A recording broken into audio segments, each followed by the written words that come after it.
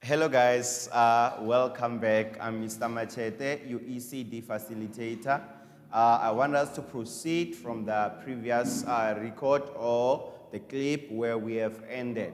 If you can check well from the previous one, you will see that we did activity number 7, activity number 8, and activity number 9. So today we are having the last activities, of which is activity number 10, activity number 11, and activity number 12. So after this clip, then we'll be done with our module for SOP 3 or Skill Program 3. So let's check activity number 11. With activity number 10, it says discuss supporting children under stress. Discuss supporting children under stress. So in other words, with this activity, I can say it's simply meaning that how will we support children under stress? How will we support children that are under stress? So what kind of the stresses that the children can be affected to? Let's check number 1, illness and injury. So with illness and injury, it's simply saying that, or meaning that if the child has got stress because they are sick or injured, or it can be also be caused by the parents or any relative that are sick. So when they have got that kind of the stress, they need us, the ECD practitioners, to do support them. Then number 2, we have got parent mental abuse.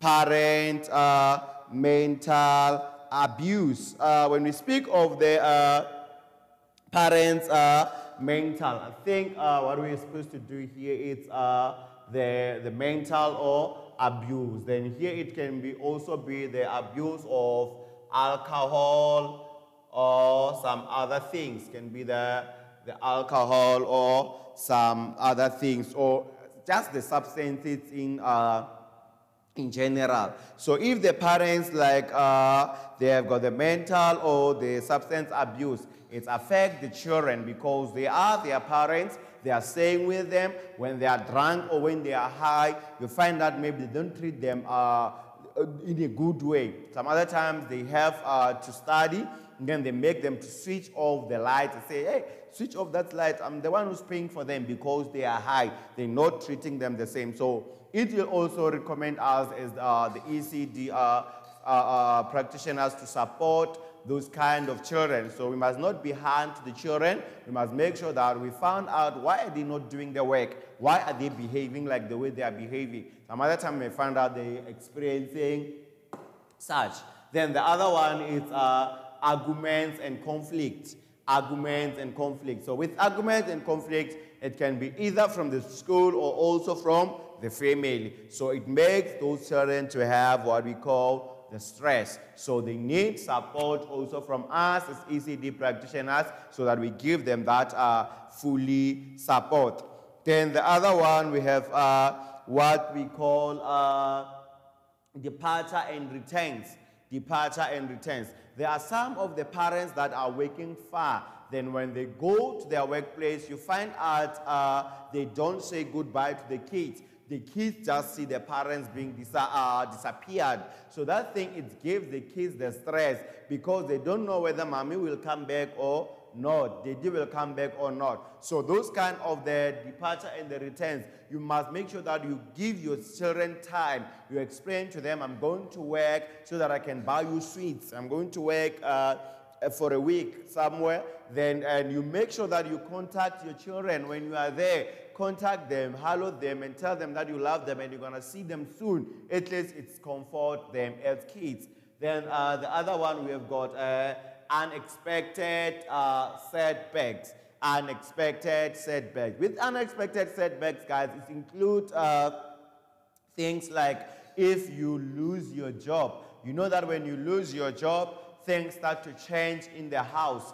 For example, like if maybe when they were going in the morning, taking their lunch boxes, it was polony and cheese. Now because you're no longer working, maybe you don't afford that because the money used for polony and cheese, you can buy the sishebo that the whole house can eat, not just for the lunch box in the morning. So when things start to change, then the kids can also be stressed. So they need to be explained so that when kids, I'm no longer working. So now, from now on, our diet will change. We'll start to carry this when we're going to school and everything so that they can be aware. Because the kids can see, and when they see things that are wrong, they react in a different way. So let's move to activity number 11, where we have describe what you will do or consider when drafting policy on behavior management.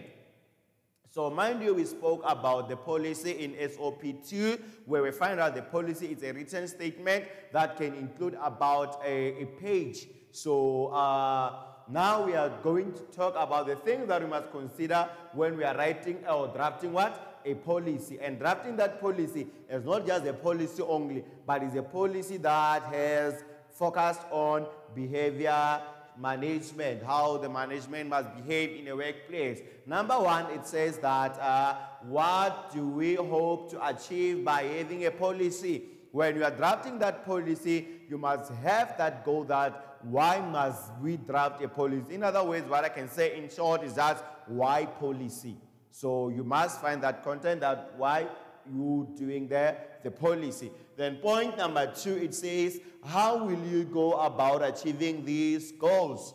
These goals. As long as you find out what is why must we have the policy, then there's a goal that you set. And when you have set those goals, that's why point number 2 said, how will you go about to achieve these goals? It's simply meaning that what are inputs that we are going to put to make sure that the goals are reached or the goals are achieved. Then point number 3, it says, what do we expect to see happening in our setting? As far as you have set those goals, now we say, what do we expect to see happening in our setting? So you have to make sure that you include those things in what? In your drafting of your policy. Then let's go to point number 4.